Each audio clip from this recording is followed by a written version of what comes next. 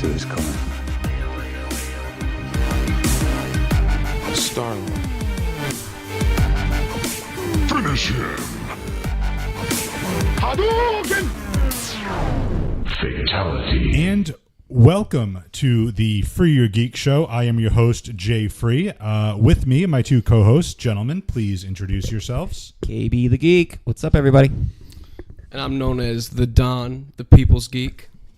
I'm going to actually remove this microphone. I've discovered I'm using the stand, but I'm going to freehand it now because I think this is a little bit easier for me to move around here. So, gentlemen, we have a lot on our plate today. We are going to be discussing a couple of things. We're going to, first of all, we're back in the Don Cave, if you will. So, Don Cave. Pretty much. And we're going to be talking, we're going to be saving the big piece for the end. We'll do a couple little news bits first. But it is in southeastern Massachusetts, the South Coast. It's pouring pretty heavy right now, so we might lose signal and we might lose power, and this is going to be interesting. It's almost like the end. Like the Sopranos, just go to black. Well, or kind of like what happened in Infinity War, and we're going to be talking about that toward the end of the podcast. So to first start off, we're going to be talking a couple news bits here. First and foremost, I'll take this lead, and then KB will talk about Marvel Agents of S.H.I.E.L.D. But one of the things I tagged in this post, for those that are watching, we are going to be talking about Gotham. Gotham was renewed for a fifth and final season on Fox with a shortened episode. I believe it's only going to be 13 or 16 episodes. I don't know exactly which one, but they're going to be wrapping up the story. I have been loving Gotham these last few seasons. I think it's gotten better and better. But it's going to be quite interesting. I'm curious to see how they wrap it up, and I'm wondering if Bruce Wayne's going to end up putting on the suit. So I'm really excited for Gotham being renewed. At least Fox, I applaud Fox for at least renewing it one more time. But KB, I know you want to talk about Marvel's Agents of S.H.I.E.L.D. I have not been watching this season, so I just want to know your thoughts on it. Yeah, S.H.I.E.L.D. is actually coming back for a sixth season. It's going to be a shortened season. I think 13 episodes. A lot of their seasons have been very long, but it kind of has been tying into the Infinity War a little bit, which has been very interesting. So I'm just curious to see. They have one episode left, I believe, before the finale, and I'm just curious to see where they go next season, if it's all going to tie into the MCU. Also, they're saying in 2019... and that's around when Captain Marvel comes out with, where we'll see Coulson again in that movie in the MCU. So, kind of interesting timing for them to do the season, because they usually do it in the winter too, which is interesting. That is interesting. Yeah. So, be curious to see how that goes. But yeah, so it's excited to have it back. And Don, I know really you probably don't. You're not a fan of. I'm just going to throw this out there. The only superhero TV that could even remotely hold my attention is the Netflix stuff. And I tried to give Gotham a chance. The second that they let their foot off of the gas, which was midway between season one, where they made me wait another 2 months before I got another episode, it was enough to make me completely lose interest in the show and not want to pick back up. Same thing happened with me with Fear the Walking Dead. You know what I mean? Mm-hmm. Certain things. There are certain shows I can't get into. But I love hearing, when you guys get into the shows, I love learning about, because I love the universe, I just don't like how some of the shows are done. I can agree with that. I mean, it's tough depending on which first of all, which network you guys, the shows are on. Yeah, I know you have a certain feeling about the CW shows, which I'm a fan of, which you're not. I'm in between. Wait, I gotta say this though. The show The 100 on CW is great. That show is done so awesome. They nailed it. I'm catching up, but so I feel like they do have the potential. They just lack in certain areas, and Netflix is just right now full steam. They're the equivalent of if we got a superhero show on HBO. You know what I mean? Can you imagine? Borderline close. Yeah, exactly. That's as close as we can get to it, and I love it. Yeah. Well, the two big pieces, which we also tagged in the video if you're watching on Facebook, and if you're listening to the podcast version, thank you again for that. But we're going to be talking a little bit. We're going to review about Deadpool, and we're going to be kind of spoiling the hell out of Infinity War toward the end. But What have we seen so far on Deadpool? What do you guys think about the previews, the revelations? KB? I'm curious to see how Domino's powers work, because she's kind of just luck, right? It's kind of just luck, so I think that has me curious. Also, who's the dude that's just like not even a hero? Peter. Peter, just a random dude. Yep. And So I think that's going to be... that's kind of. I just thought this was like an open audition, you know? Yeah. All right, you're in. I think it's going to be hilarious. I think it's going to be better than the first one, actually. I disagree with that, actually. I think it might be better. I'm hoping, and I hope to be proven wrong, and I will be the first to admit it once we come back on our next show after we watch Deadpool. I hope it's just as good as the first one. I have a feeling that it will not be too much. I think it's going to be... I think the first one was great in the bubble, and I have all the faith in the world in Ryan Reynolds and the cast and the writers, but there was, I believe, it did have some reshoots. And from, I believe, what I read from some of the test audiences, they thought it was more heavily relied on the action and wasn't as tongue-in-cheek or breaking of the fourth wall, so to speak. But I don't know. That could be. I could just be making that. Which sounds kind of crazy, seeing how much they break the fourth wall in all the trailers. Right. So I mean, I don't know. I don't know if they're gonna just go kind of stereotypical cookie cutter, sequel. I hope it doesn't. I hope it pokes fun at sequels. I hope they like. It does all kinds of different things that like typical sequels would do, and then Deadpool kind of just calls it out. At the end, they're just like, "Yeah, we know this sucks, but you watched it anyway." Well, I wouldn't say that, but like some of the really break it. I honestly break think the that fourth wall, because I wasn't interested in seeing Deadpool the first time around, and then once I finally saw it, gave in, watched the first Deadpool movie, it was great. So everything that I'm seeing now for the build up for this movie, I have a feeling that it's superhero movies are not going to like really pump the brakes anymore. Deadpool cannot miss. You know what I mean? Is it not like the last like glimmer of like Fox's franchise hope?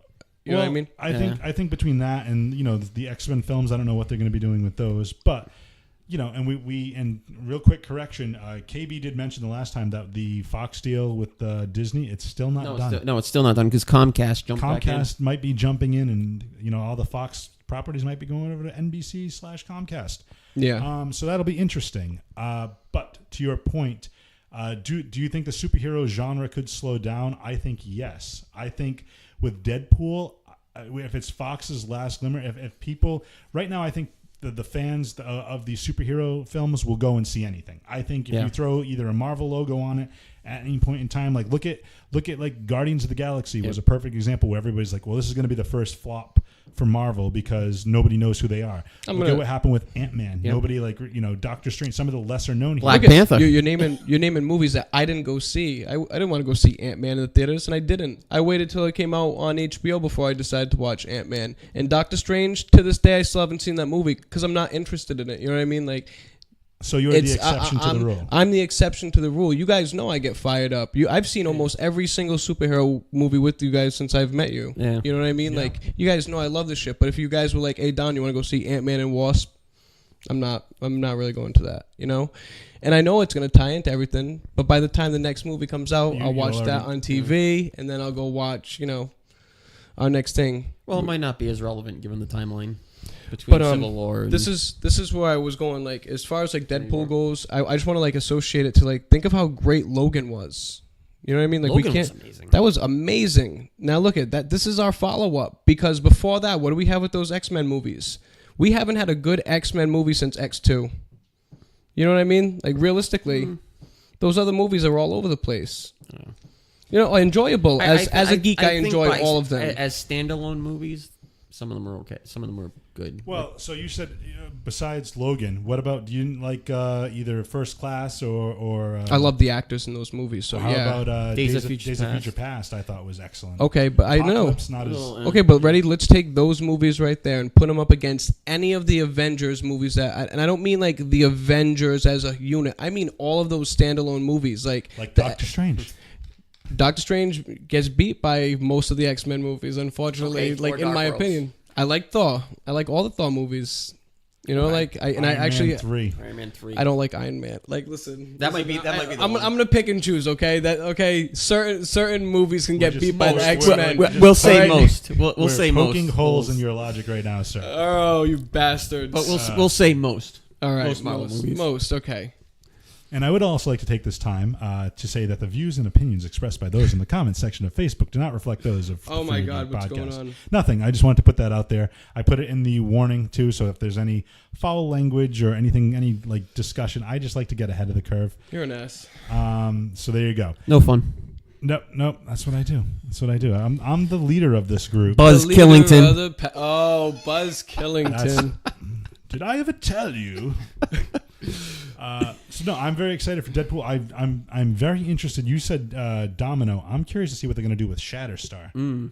That too. Because he was Thinking like about that. he had a very unique origin in the comic books, and I'm wondering if it's like kind of all over the place. So I wonder if Deadpool is going to just take that and run with it. Even I'm more excited to see like Cable in action. Yeah, man. I was just gonna say that because I hope Cable turns out well. Guys, we've had Cable since like the '90s Fox X-Men cartoon, man, with like his little floating talking cube and stuff, and his And the gun that charges everything. Yes.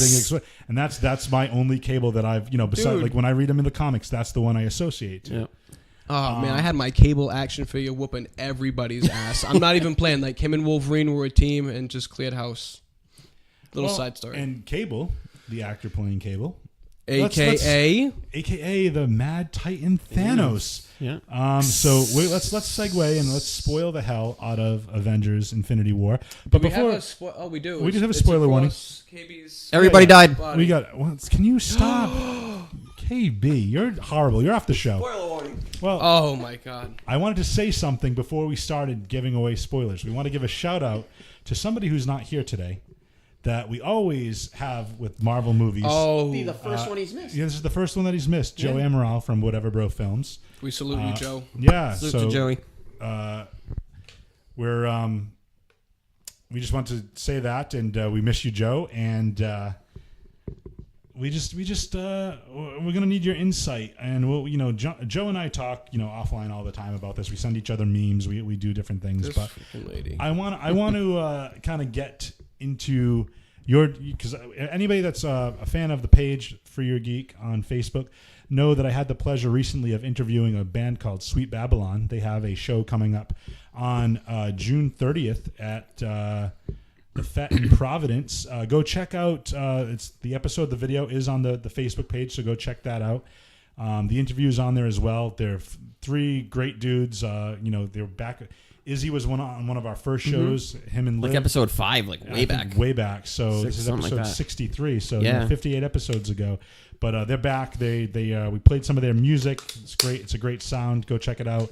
And check out For Your Geek or check out Sweet Babylon on Facebook for their upcoming concerts. But I want to mention that because I've already talked ad nauseum about Infinity War. So I want to kind of lean on you two guys, for you guys to talk about it, on what your thoughts were. And I'll just chime in where need be. So I don't think we necessarily have to follow a format. Like this is what happens at the beginning. It's too much to follow for me. Yeah, let's just some of the things that you liked, some of the things that you didn't like, which character died that you thought or you didn't think was going to happen that kind of shocked you, or did anything shock you? Nothing shocked me. I figured everybody was open game.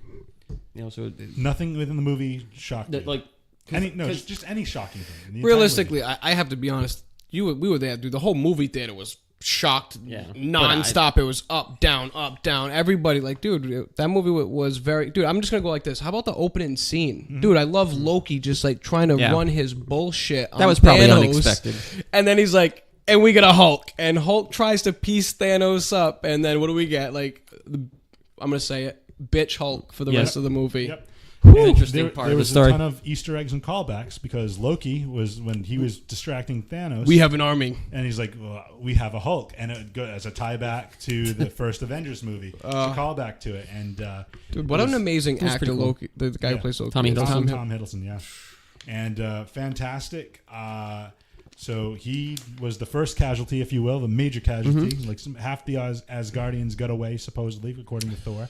Yeah. So Valkyrie, Korg, a couple of those others we can assume can be coming back. Well, yeah, we already got the confirmation on Korg because way back in Ragnarok, we heard that they had further plans for those characters. So But we don't know what happened. Again, skipping ahead to the end of the movie, Thanos did wipe out half the population. So. But we did get confirmations on certain characters that were and were not and we killed. know certain characters coming back. Unfortunately, that's kind of ruined the surprise and the shock. Yeah. But the most shocking moment to me in that entire movie was when Thanos goes to get the Soul Stone, and we run into the keeper of said Soul Stone. That was, probably the one thing that I'm gonna do this really quick so we can all laugh. Red Skull thing.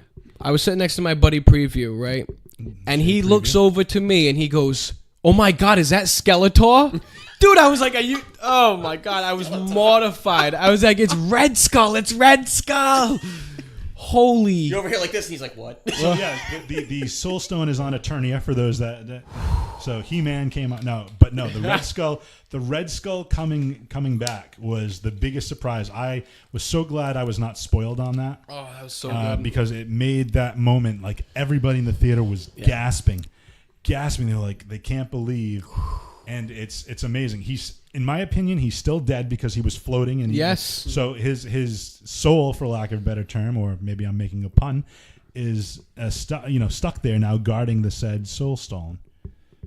And that led to the other shocking moment to me. I mean, I was kind of expecting it once we got that flashback. Once he got into the whole diatribe, like a soul, a soul for soul, you need to kill what you most care about. And then Gamora starts laughing at him and says, "You've never cared about anything." I'm like, okay, that's a little bit too much. And he was crying, and just the fact that he so callously like just grabbed her by the wrist and just like threw her off that cliff. He might not have loved anything, but that's probably what he loved the most. We knew what was happening. The second we got the backstory on Gamora, we knew like something was going on with that. Yeah, it was going to happen. They had built it up, and the second she said, "Listen, if he gets me," that scene was amazing, dude. Star-Lord went to pull the trigger, nothing but bubbles. Boop, boop, boop, boop, boop. Yep, that was crazy. That was one of the two most heartbreaking scenes for me, and we'll get into the other one. Number one is we probably all shit. Okay, so we're all there. Yeah, that was Jesus Christ. That was the one thing that was kind of corny. We were talking about callbacks. We were talking about Easter eggs. We were talking about foreshadowing. The first scene we see of Tony Stark in the movie, he's with Pepper, talking about a dream he had about having a child with her. And Spider-Man is kind of like that son to him. He's the mentor. Tony Stark is the mentor to Peter Parker, kind of that father figure to him, and he sees Peter as a son. So at the end of the movie, as Peter is disintegrating, and he says, "I don't want to go, Mr. Stark. I'm sorry." And he's crying, and Stark is holding him. I'm not a father, but like even that just like that ripped me apart emotionally. So listen, this is gonna go to your topic, but very like off my own imagination right now. We've been seeing this build up within Tony Stark, right? About like his character changing. Now, I'm always pro Captain America, so when we had the split, I was definitely against Iron Man. But still, Iron Man's motives were very pure. That lady dropped a bombshell on him, stating that like when you guys were in, Yacovia or whatever, like my son died there, blah blah. So he has like this, and now like you're saying, now he has his Peter Parker, who is. He even tells him, like, I want you to be better than me. Yeah, like, I don't want you to be me. I want you to be better. So, like... He even says, like, I don't know if it's Spider-Man Homecoming or he's like, where Peter says, "I'm nothing without the suit." And if he's like, he goes, "If you're nothing without the suit... You're nothing." Yeah. Then you don't deserve it. And the whole thing is he didn't want Peter to be an Avenger in Spider-Man Homecoming. He wanted him, like, protect the neighborhood, be the symbol. Don't worry about these cosmic, giant threats that you're not ready for that yet. Yeah, like, and not even that you're not ready for that. It's just that with everything that happened in Sokovia, and with all that, with the Avengers getting, for him to be like, don't attack things on a global level where you're going to cause a bunch of damage or many people can die. Stop the muggers and the don't do anything over the top and go after the big bad villains. Leave that for the professionals. Yeah. Your job with your power and your skill set, be the symbol and just like take care of your city, take care of Queens. You know what I mean? Before I like get off topic with this, because that was more of a focus on Spider-Man than where I'm going with this. So now all the timelines that Doctor Strange saw, the only one that can actually like be them winning is with Tony Stark alive. Clearly, that's why he gave up his stone, because Tony Stark is the answer to that. So now he's going to be so motivated by the fact that his son faded in his arms, that there wasn't something more that he could do, that he will go through. It's going to be like psycho Iron Man on this. Like, this is going to be like I won't even get into Captain Marvel yet, but the team up of the century. So Jesus. I think So the thing is that throughout the movie, Stephen Strange uses the Time Stone. They're actually him, Iron Man, and Peter are stuck on. Was it Titan? Is that the or is that the name of the ship? I can't remember. But they're on Thanos' home planet. Yep. And they meet the Guardians. The whole thing happens, and we'll talk about some of the humor in a little bit too. But Strange uses the Time Stone to go into the future and see every foreseeable outcome, and he goes and he sees, I think he said 14 million, 205 or something like that. And he said, we were only successful in one of them. So, and then he earlier mentioned, he goes, I don't care if it's your life at stake, if it's the kid's life at stake, I will not give up the Time Stone. Yep. Yet at the end of the movie, he gives up the Time Stone, and he tells Tony before he disintegrates, we're in Endgame. Yeah. So I think it's going to be very, very interesting to see where we go from there. But that was another, again, that's the end of the movie. Listen, I got to go with this too. Think of the amount of heroes that are now trapped in, say, this soul gem realm, right? Yeah. That if that gets released, like the mass amount of heroes in one place at the same time to destroy any army that Thanos could have left at that point, and then Super Iron Man with his new mega tech. You know what I just thought of? Maybe that's the way that they introduce new heroes. Heroes that we didn't see that disintegrated. Yeah. Come out of there is introduced as new heroes. I could see that. Because if they're kicking off again after Avengers 4. Yeah, I think we're going to see a lot of new heroes introduced. It could be, in Avengers 4. Again, think of what they did with Black Panther in Civil War when they first introduced him. And then he had his own movie. Maybe they'll do a couple in Captain Marvel. Maybe they'll do a couple in Avengers. But yeah, if this truly is the last few films for Robert Downey Jr., for Chris Evans, for Chris Hemsworth, and we're going to lose Thor, Iron Man, Captain America, when there's not going to be those actors are not going to be reprising those roles. Either somebody else is going to take over, or we have to introduce new heroes. I would love to see Moon Knight, for example, introduced.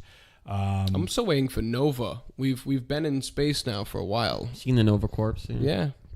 And that could be, maybe that's a Captain Marvel thing. Yeah, could be. We know Adam Warlock is coming in Guardians 3. Yep. Now here's a question. Speaking of Guardians, do you think we know and we're assuming everything is going to be undone in Avengers 4, or at least most of these heroes are coming back? Does that include Gamora? Been a lot of debate about that. No. Who do we think is actually dead? Do we think Loki's actually dead? Yes. Do we think Gamora is actually dead? Yes.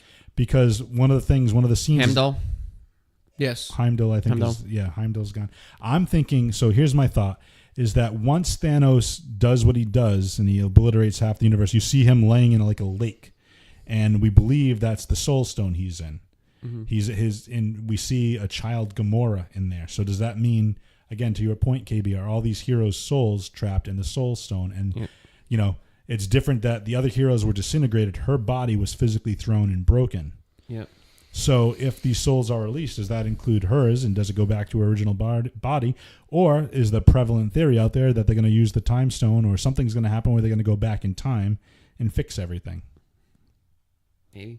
Because I don't know if you've seen, again, spoiler alert, spoiler warning, but some of the set photos have leaked, and it shows Captain America in his original World War II, Thor with long hair. Yeah. So is it going to undo everything? And we should talk about that toward the end of the movie. After Thanos snaps his fingers, basically the heroes disintegrate, and we're left with the originals. Pretty much the original Avengers, War Machine, Nebula's on the planet with Iron Man, and Rocket. Yep. And I think that's all the original Avengers from the first movie. Except for Hawkeye, and we don't see where Hawkeye. We don't know where Hawkeye is. Yeah, he's on injured reserve or whatever. They gave the excuse that basically him and Scott Lang, aka Ant-Man, after the events of Civil War and Captain America sprung them out of the raft. So maybe we see him in Ant-Man and the Wasp. They took plea deals. I think what's going to happen is, and there's rumors going about this. Hawkeye was another character in the comic books, a character by the name of Ronin, and maybe he's going to take up that guise and come back in Avengers 4 as Ronin instead of Hawkeye, which I think would be badass.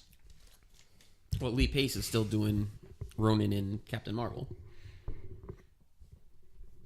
Hey, Lindsay, great point. Jesus. Obviously, they're all going to come back. But right. Lindsay on. Well, let's go to some of the comments right now. Lindsay, first of all, says hello to us. Karen says she's watching. John Bavera says the Vengeance of Iron Man. I think that's going to be awesome. Yeah. So I don't know. Nebula could take Gamora's place on the team, maybe. That could happen. Well, that's what I think. I think Nebula is going to be the... Yeah, but the love interest between Quill and Nebula, that's come on. We didn't love seeing that in the first two movies and then this? Oh, yeah, it was good. But Peter Quill's always been kind of like the, casual guy. Like, this is the first woman that he's really fallen for. Yeah. And to have that taken away, I think that's a huge, powerful storytelling arc, But I don't know. Let's talk about some, unless you have another point you want to add to that. No.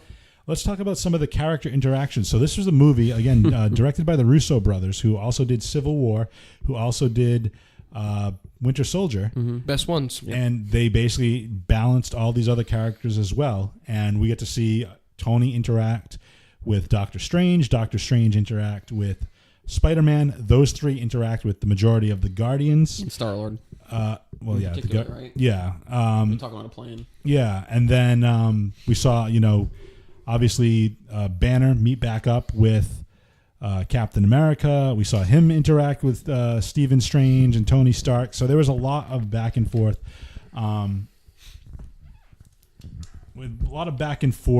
Interaction with a lot of these characters, and it led to some pretty humorous moments. But first of all, before we talk about some of the comedy, because it was a very dark film, but they were able to move in definitely lots of pockets of comedy and moments too that let you breathe a little bit within this dark tale to kind of lighten the mood a little bit. But who did you like? Which characters did you see interacting that you liked the best? Literally Rocket and anybody. Yeah. Like, Rocket is the comedy central of the Marvel Universe. The way he interacts with literally anybody. I just love the whole thing where he, shit on Star-Lord's world, and he's like, yeah, I'm going to go with Thor. Yeah, we're taking off on you. Yeah, you guys have fun doing that. I'm the captain of this ship. See you later. So, and that's a great point. So, Thor, Rocket, and Teenage Groot go to forge a new weapon. And good, because I know who do you want to call out there, Don? And they go and they see my boy Tyrion Lannister, who for once in his life is not the shortest man in the room. But he's still playing a dwarf. He's playing a giant dwarf. That's an oxymoron. Yes. With no hands. Where are me hands? I don't got any hands. Come on. Can't drink and know things with no hands. No. That's correct. Oh. And the Game of Thrones little tidbit is... when the prostitute Roz comments on Tyrion as a lover, she goes, he's very good with his hands. So he must have been really hurting in this movie. They might have thrown in, but yeah. So they basically, I can't think of the name of the weapon now. That mega axe with Groot that could summon the Bifrost. If John Bavaris is still in, I think he's going to tell me what the name of that is. I want to say it's like Storm Killer or something like that. I can't remember. I'm horrible at this. But yeah, I really like the three of them interacting together. I liked seeing the rest of the Guardians interact on Thanos' planet with Iron Man, Peter Parker. And it's a typical, and I mentioned this on the first episode of Geek Speak with Sweet Babylon, but it's a typical comic book trope when you have heroes that typically never met or worked together. They meet each other and they assess each other as a threat, so they end up fighting until they realize they're on the same side. Always. So and it led to my favorite humorous moment in the movie, where basically the Guardians show up and they see Iron Man, Spidey, and Doctor Strange, and Quill, and they start fighting, and Quill asks, where is Gamora? And then Tony Stark says, I'll do you one better. Who is Gamora? And then Drax goes, I'll do you one better. Why is Gamora? And, that's typical for Drax and Stormbreaker. Thank you, Lindsay. I knew it was, and John mentioned that too. All right, cool. See, I knew it was Storm something. Storm Killer, Stormbreaker. But it can summon the Bifrost. So I just love that. But apparently that line by Drax was improv by Dave Bautista. They were just going back and forth, and he's like, he wanted to try something with it. That's what I read. He wanted to try something with a take, and that's what came out. And you said Rocket is the comedic relief. Drax kind of Drax, is too. Drax is my favorite. But just I loved, there were a couple of throwaway lines, but before I get to that, KB, actually, before we get into your pick, going back to Rocket and Thor and Groot going to make the Stormbreaker, I want to talk about, real quick, I want to talk about one of the other pieces of humor. They're flying there, and Rocket and Groot are having a conversation, and then Groot, says, I am Groot, and then Thor, says, he answers him, and then Rocket's like, you speak Groot? And he's like, yeah, it was an elective on Asgard. Yes. And I laughed at that, but then friend of the show, JB, told me on Agents of S.H.I.E.L.D. when Lady Sif was on Agents of S.H.I.E.L.D., she actually mentioned learning alien languages as part of training on Asgard. So it tied it back together from there. So I thought that was a really cool nod. KB, how about you? What were some of your favorite interactions?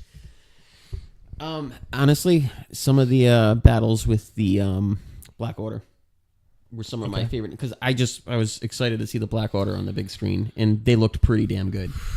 Ebony Maw was a beast. I mean, his power set was just through the roof. Wait, is this one that Spider-Man took out?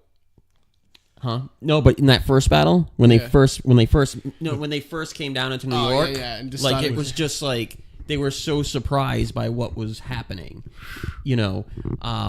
And then the battle, probably one of my favorite scenes where there was a lot of interaction, was like it was Proxima Midnight, Corvus Glaive, and they were going after Vision. Yeah. And he had Vision and Scarlet Witch, and then Cap and Black Widow show up. It's like, oh my god. Oh. And then, so when all three, and then when like later on, when all three of them are fighting Proxima, it was like crazy. Like it was just like girl on girl on girl war. Dude, like how they were about just how nasty, knocking the crap out of each other. How nasty not Black Widow is. Scarlet Witch is in this Yes. movie.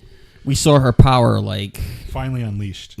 finally truly unleashed. I do want to give a quick shout out to Lindsay, who says Ebony Maw, aka Squidward, Squidward was awesome. Is it Squidward or Squidward? I don't know. I don't. It's Squidward. But I just loved, again, another point of humor with Tony Stark, calling him that, just like the arrogance of Stark. I like the interaction between Stark and Strange, especially with the cloak. The cloak has such a great personality in that movie. And, just the fact when Peter's chasing Strange and the Ebony Maw is floating him on I don't know if it was a car door or like a piece of concrete or what it was. But just like all of that interaction with the cape, and they gave moments to every single character, and they went to Peter Parker again with all of his, and that was my other favorite. Remember that wicked old movie? Wicked old movie, Alien, but that, and then you talk about, and this is what I was reading some articles and it made me laugh, the interaction between Peter Quill and Peter Parker, because Peter Parker makes all these pop culture references. Yeah. And because Peter Quill hasn't been on Earth since, the 80s, They all he make asked sense. if Footloose was is still the greatest movie ever. And Peter Parker says it never was.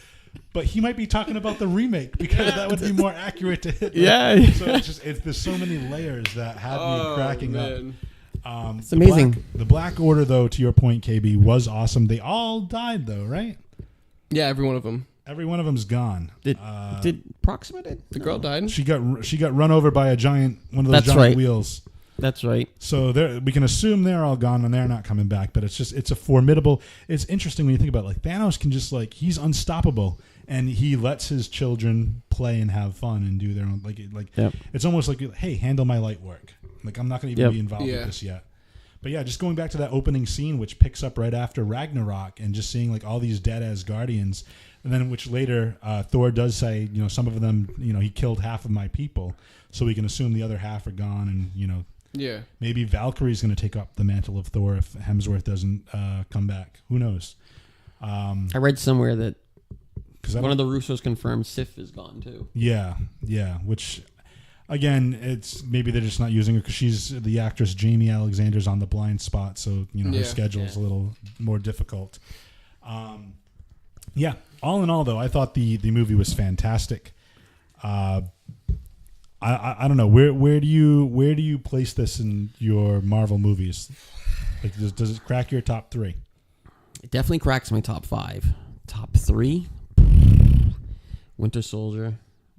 Winter Soldier is always going to be my number 1. Yeah, I don't know why. That is number 1. I don't know why. I even go then I go Civil War, and then I go this. Okay. Yeah, so that's probably pretty accurate. Yeah. That's probably pretty accurate. I would throw in, I'd probably say for me, and I mentioned this on the first ever Geek Speak with Sweet Babylon, which you can go check out on Free Your Geek or Hashtag podbean.com. Just look for that.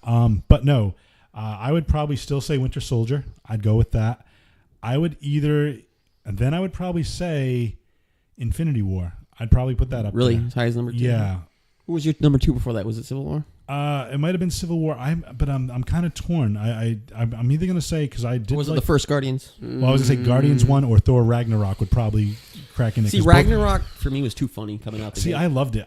That was my favorite of the Thor movies. Yeah. I loved it, but to me it wasn't. Of the solo movies of Thor, It ties with the first one. I really like that first one. Ragnarok, Thor, and then Dark World. That's how I'd rank them. Just because.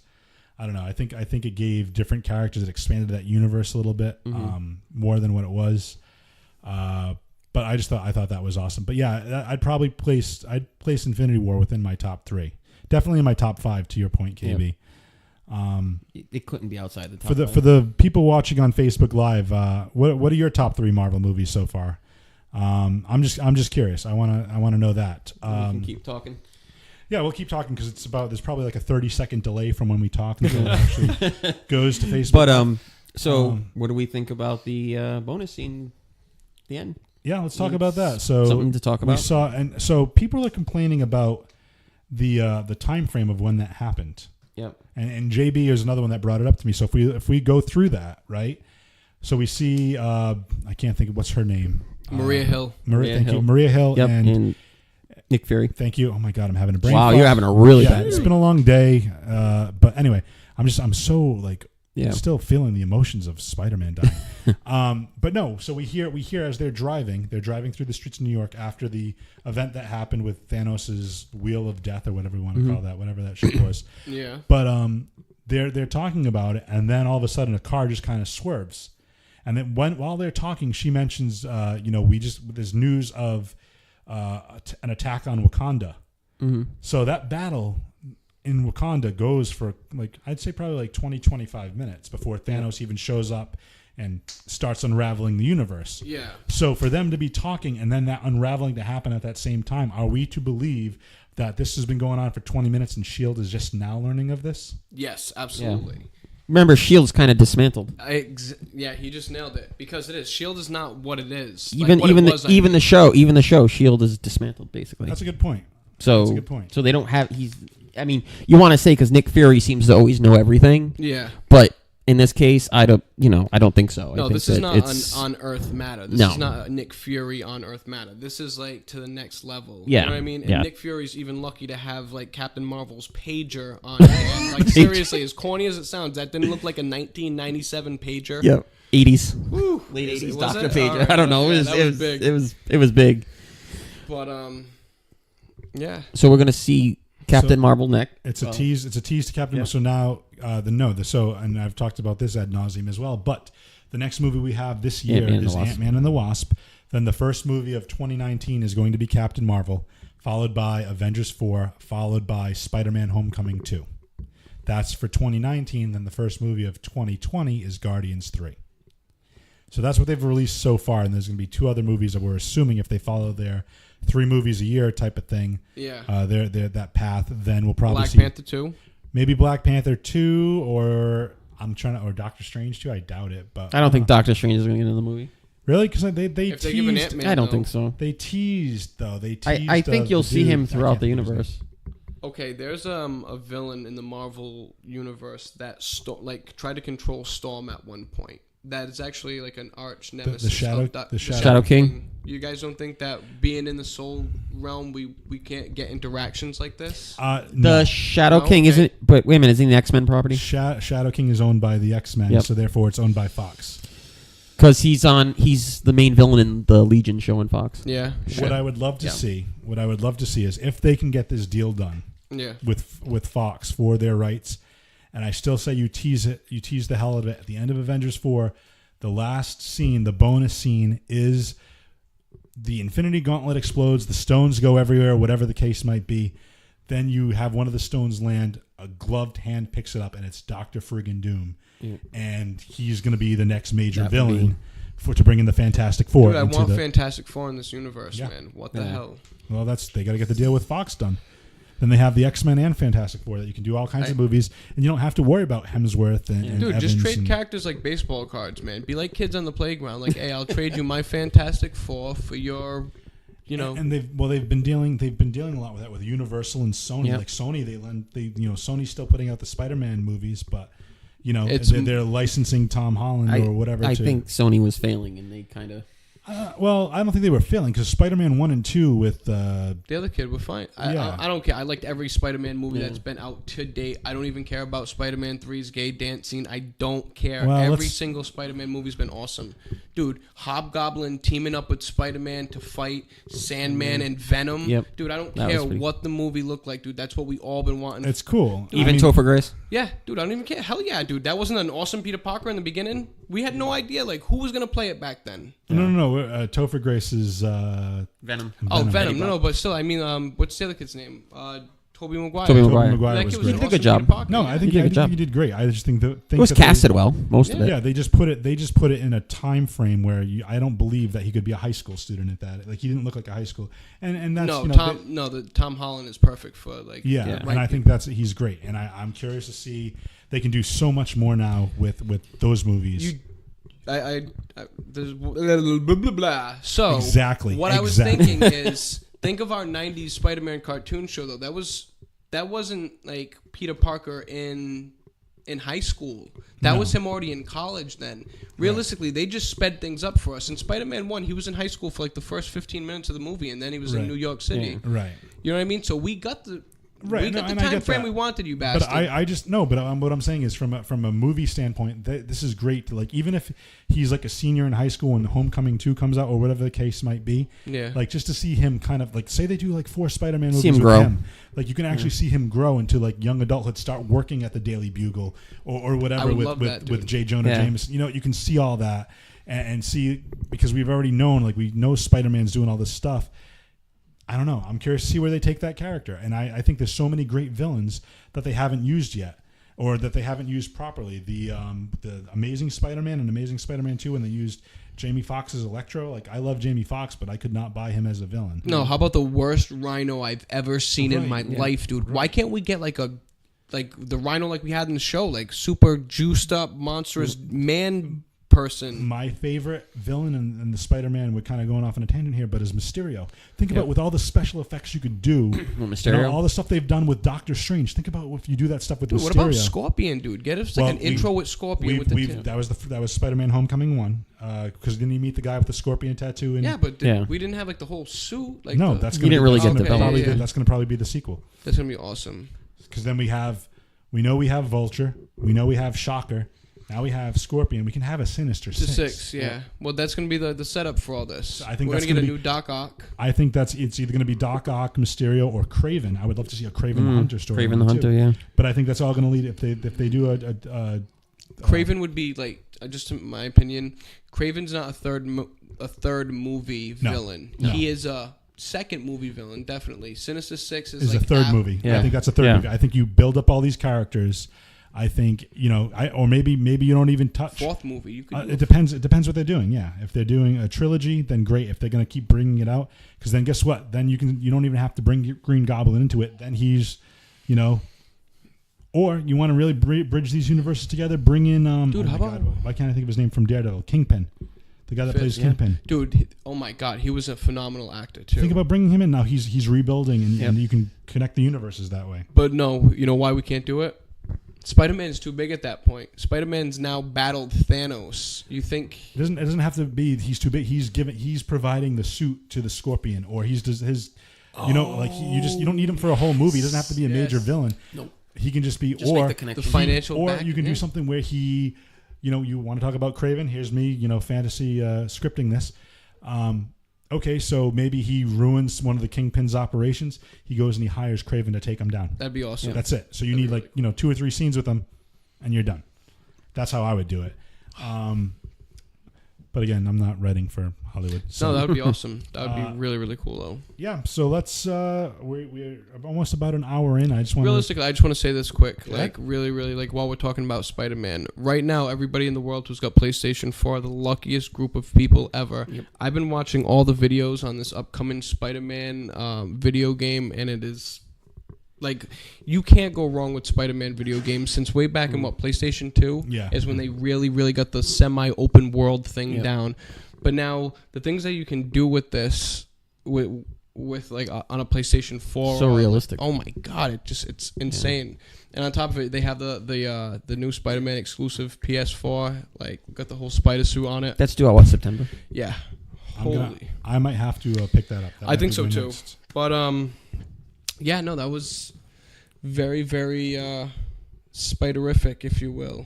So there's been tons of memes too for Infinity War. My favorite, which I talked about again on the previous Geek Speak, but it's a meme that shows T'Challa 4 times, and it's a split screen, and it's the line we all know from the trailers: "Get this man a shield," and then it shows Captain America. Then it shows Thor. It says, "Get this man a hammer." Then it shows Bruce Banner. "Get this man some pants." Yeah. And then it shows Peter Parker. "Get this man an uncle." Oh. And it was like probably the funniest meme of all that I've seen. I have to say the next funniest meme is where it's like the 4 people it didn't show in Infinity Wars, and it's like it's got Valkyrie, it's got like the Hulk, because Hulk was, you know, or whatever it was, and then it's like in the bottom corner it's like Drax, because he really believes he's invisible when he doesn't move. That was another scene too where he's doing that whole invisible scene on the Milano. Absolutely fantastic. Previews for, let's just, it was a shout out to our boy Preview, but let's just preview. What do we think is going to happen in next year's movie? Next year's movie. So because Ant-Man's going to bring us to this whole new like realm, right? We're going to get a whole new like view of technology. This is my just guess, we're actually going to get the original Hank Pym and Tony Stark working together, which I've been waiting for a long time. If we could get the Fantastic Four involved, it would be great, but that's not going to happen. So we're going to have Hank Pym, his genius, alongside Tony Stark's genius, and we're going to get some sort of way to get into that, in and out of that soul gem place. That's just a guess. There's a theory I have that I add to that, so I've been thinking of this separate of that because I wasn't thinking of it that way. But I think at the end of Ant-Man and Wasp, because this takes place between Civil War and Infinity War, I think one of them is going to disintegrate at the end. No. Yeah, and then the other one's going to be in the Avengers. I think that they're going to bump into Hank Pym's wife there, who's been living there like for like eternity or whatever, and she has endless knowledge that she passes on to them, and like specifically like a way for Tony Stark and Hank Pym to open the freaking realm to, no, I don't know. She's mastered the realm while she's in there. Yeah. I'm thinking they come out of the realm and the events of Infinity War have already happened. And they're like, what the hell's going on? And then everybody's gone, and they weren't affected because they were in that realm. And when they how about what if that happened? And they were like, oh wait.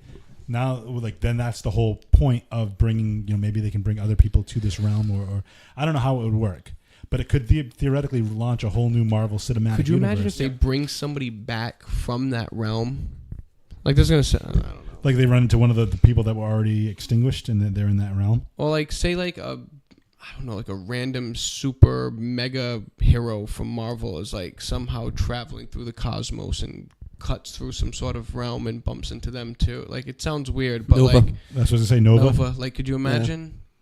And then like, just, I don't know, I want more hands fighting. Like, I love our heroes, but I want our heroes to have like, like think of when Iron Man picked up Spider-Man. He's like, hey, Dunkaroo, let's go. You know what I mean? Like, I want us to have like backup. I want Rocket and Nebula to go out and find more people. Like, I want like our boys to do like an army recruiting session to see who's left. Maybe we'll get characters like, like Moon Knight or whatever, like backing up, and whoever's left. And because now think about it, this now affects all of our freaking Netflix shows now. The second that he went like that with the glove, everybody in New York's affected. So, well, I'm curious because that's the next Netflix show that's coming out is what Luke Cage season 2. So maybe that'll be. I'm gonna have to trust you guys on that one. I don't know. We'll see. I do want to talk about one other callback because you mentioned Rocket. Okay. And we saw in the original Guardians when they were doing the prison breaks, I think it was the prison break scene, that Rocket is on Groot's shoulder and they're firing guns and they're doing that spinning circle. When, in the Battle of Wakanda, Winter Soldier grabs Rocket. That was awesome. Around, and that was really cool. Like, to me, it was just like, again, another great callback. Dude, how about another? I can't be specific with it, but I love how you're doing the callback thing because he's telling a story, and he's like, oh, and he got this, and I got the guy's eye too, and he's like, what did you need the guy's eye for? He's like, I did it, but it was really funny to do it. So that guy's leg, that guy's guy's and then eye, he gets the eye in the second Guardians, and now and then there was something in this another one. eye it's another eye that he gives to Thor that takes care of the problem with the eye patch from Ragnarok. Yes. So I'm glad that lasted all that well. Yeah. You know? Oh man. But again, another humor point where you could see that mechanical eye kind of going a little out of sync and cross-eyed, and it's a different color, and I thought that was pretty funny. That's awesome. There were some good, definitely some good comedy bits. As I mentioned a little earlier, Drax eating the chip where he thinks he's invisible, while Gamora and Peter Quill are having this very private and emotional or very important conversation. Not necessarily emotional, but and then they turn and they just see Drax standing there, and he's like, I found out if I move really slow or if I don't move, I become almost invisible. And he's like, watch. And he's just slowly bringing a chip up to his mouth. And then, oh man, dude, it was so good. And then Mantis comes in and she's like, "Hi, Drax." You know what would have been so good? Instead of eating a chip, he was eating a Hydrax cookie. A Hydrax. Oh, I have those in my kitchen right now. Oh man, dude, that is awesome. Oh, Alex is jumping in there and he's saying that Bucky wasted that awesome arm. I think we're going to see more of that. I think. Me personally, my prediction is Bucky is going to become the new Captain America after Avengers 4. And I hope we get. They could do it with him or Falcon. This is what would be really good. I hope they stay away from using Falcon. I hope that we get new tech for Falcon. I hope that Tony Stark really puts some effort into I want to get that I don't want him pulling out guns, shooting out of the air. I want the Falcon where he's shooting kinetic beams from his wings, I get from the. And I also want Falcon to be more of a tech genius. Why are we getting a former military doesn't really know because think about it. Think of our animated character, dude. Falcon's right up there. He's not a Tony Stark, but he's up there. Yeah. I don't know. I just think in this universe, it's kind of tough to have, and I kind of get what you're saying, but to me, to have Doctor Strange be really brilliant, and then Stark, and then Hank Pym, and then Banner. I think it's you can't necessarily and then if Mr. Fantastic came back, if they can't. Yeah, I think there's going to be so many smart people. You can't necessarily flood the cast with a bunch of geniuses, because I think it makes it a little less believable. You need kind of just the good. You'll sit there and be soldiers. Oh, you need you need a guy and that's why I think where they used Falcon for Winter Soldier specifically. Was because it was hey, here's a guy that shares Steve Rogers' values. And his heart, and it's a good, and it shows their budding relationship. Which then, not that we want to harp on old movies, but then in Civil War, when we see Captain America's new best friend and Bucky's his old best friend sitting in that bug or whatever that car was, and they're arguing, and they're both they kind of can't stand each other. You know what I love when it's when people typically shoot at you, they end up shooting at me too. Oh man, so good. But before we go out, guys, if you were to give it on a scale of 1 to 10, 10 being the best, how do you rank Infinity War? I give it a 9 because every movie's got room for improvement, but that movie was on point. I've been very, very drawn into movies, but that met my expectations. It actually smashed some of my expectations, but I can't give anything a 10. Unless it's you know what I mean, The Empire Strikes Back. Yeah, same here. Nice. I think it's exactly what he said. You don't see many movies that are just that. How do I say executed so well? Yeah, they nailed it. I mean, think about it. We talked about last year, they're gonna have all these characters. How the hell do they pull it off? How the hell do they make it work? And it's fantastic what they did. So, it's definitely like Don says. I can't give anything a 10 really, but it's close. Yeah, it's close. Definitely close. What do you think? I would give it. I'm gonna probably say an 8. I wouldn't go full Monty there, but they did a couple things that I really enjoyed. Right, I mean, some of the shock, the Red Skull return, that was amazing. I like the way they used Stephen Strange a lot better than they did in his solo movie. I liked just the interactions with the characters. I really didn't feel like the movie dragged at all. No. Well, why'd you give it an 8? Yeah, I'm wondering what did it lack? It's one of your top 3 movies. How you give it an 8? Just because I think I'm giving it an 8. You guys are gonna push the envelope here. Explain yourself. The one thing I want to is it because of the trickery? Because in every clip we've ever got, in the Wakanda scene, it shows Hulk running on side with his fellow peers and not in the Hulkbuster armor. No, I think honestly I would have I think I'm giving it an 8 because I would have liked to see more characters interact. I would have liked to have seen Captain America and Star-Lord interact a little bit. You know, I think it leaves me, because how funny would it be to, you know, for like Steve Rogers, Mr. You know, by the book Boy Scout, to meet like Star-Lord or Stephen Strange or something along those lines. Where, and again, I get what they were doing because for the pacing of the movie, they have to keep it what it is. But I just think. There were some scenes that I think that they could have done more with, and that's it. Realistically, okay, ready? I want to ask this for you guys who are watching and for you right here, because you're only giving it an 8. Would you have traded any of the interactions that you got for any of the interactions that you've wanted to see? Because, dude, I thought it was very well set up. The way, like, you said certain characters, dude, I thought it was perfect putting Iron Man, Spider-Man, and Doctor Strange together. Yep. Like, that was like, that... Dude, I told you, I don't like Doctor Strange, and that those 3 characters, dude, my favorite character, you guys know, is Captain America. Dude, the storyline between Stark, Spider-Man, and Strange was the one that, like, really pushed the movie for me. It's where the center of the movie was. Yeah. It really was. Well, but you know me, I can usually find, like, you know what I mean? Like, the Wakanda stuff with Captain America was phenomenal, too, but to me, it was... I don't even like Iron Man either, like... You know, the movie's really all about Thanos. Well, yeah, and that's the thing, that the movie focused a lot on him, which is it should, you know. And I think some of the plot devices, and I'll get into that in one second. But I just want to give a quick shout out to Geef, who said he gave it a 10, and Alex, who gave it an 8.5 out of 10. Guardians 1 got a 9.5. So it sounds to me that Guardians is Alex's favorite Marvel movie. You know, we kind of talked about that. Guardians is up there for me, but I think across the board we say Winter Soldier. Well, Winter Soldier fans, yeah. Board, yeah. Definitely. And I love Winter. That I'd probably give a 9.5. That'd be closest for me. But no, so I just had a little bit of a problem with Thanos' plan. You have this Infinity Gauntlet that can do anything, and his whole motivation is because I'm going to slaughter half the population because the resources are finite. And I want to, you know, make sure that these different civilizations can thrive. Well, dude, you got the Reality Stone. You can just make more resources. I argue this with somebody last. Like, why didn't you just do that? No, because you want to know why? Truthfully, do you want to know why? Is because if you created more, then the demand would be more. We would expand more. Think of like what we are as human beings right now. All we do is multiply and spread, and we do nothing but absorb our own resources. Imagine that on a mass scale where you could just keep producing. Like, I think things would get out of hand. And I'm going to make a Bruce Almighty reference right here. Okay. Think of like him just saying like yes to everybody. Boom, boom, boom, boom, boom, boom, boom, boom, boom, boom. Like, how corrupt did that end up becoming? Like, if anything, like, we don't know the extent of these stones. You know what I mean? Like, you can only push them so far then before they turn corrupt, possibly. Like, I don't know. I have a great imagination, and I can see some like really effed up stuff happening if you push these stones beyond their limit. Well, I mean, I agree to disagree, but I think it's a good point that you make, and I guess, you know, until we learn what the stones can actually do, you know, then we will never know. But yeah, that's all we got today for everyone that's been kind of joining us. We're going to be coming back in another couple of weeks. I do want to talk about Deadpool. We'll review Deadpool in a few weeks. And how about the more important movie? Oh, okay. Whoa. So, Don, what movie would that be, Don? What movie would that be? It's a solo flick. Oh, so you're going to go see that by yourself? Yeah. Oh.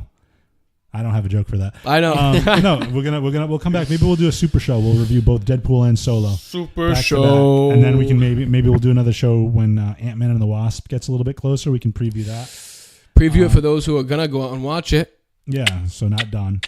No, I'm teasing. But yeah, we want to thank everybody for watching. Thanks for listening. If you're listening to the pod, so thanks again for everyone. Check out our Twitter and our Instagram for your geek on both of those.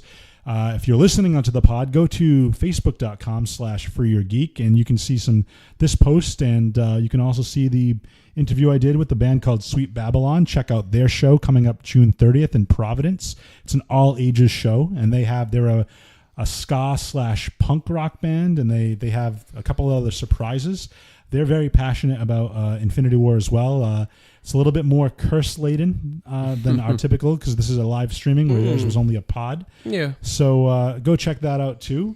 I have to say this. Every time I hear you say their name, I want to go, Sweet Babylon, ba ba ba. Okay, I want to apologize for anyone listening to the audio that just went. His ears deaf. just got blown out. That's okay. I held though. the mic away. I tried.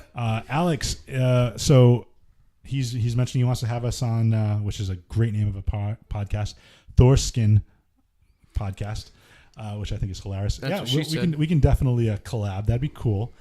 Yeah, so that's about it. And again, we can't say start your weekend with your geek. What did we turn the phrase into? I don't. I wish I had was a I the one who cricket came up sound with effect. it? Was I the one who came up with it last I time? think we just shorted it and said, Here's your dose of geek for the week. Yeah. Or enjoy your dose of geek for the week and get your geek on or something like that. So go ahead. You guys want to say it? We'll work on it. Okay, well, give it a proper send off, guys. It's the middle of the week, so make sure you act like a geek. Excellent. I don't know. We suck. KB, say it. Get your geek on. That's your line. Get your geek on. Get your geek on. Bye, everybody. Thanks for watching.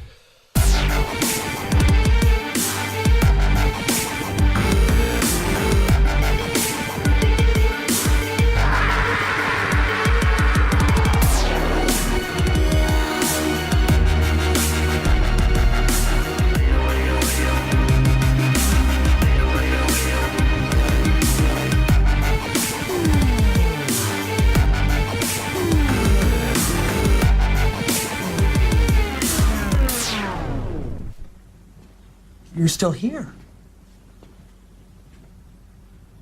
It's over. Go home.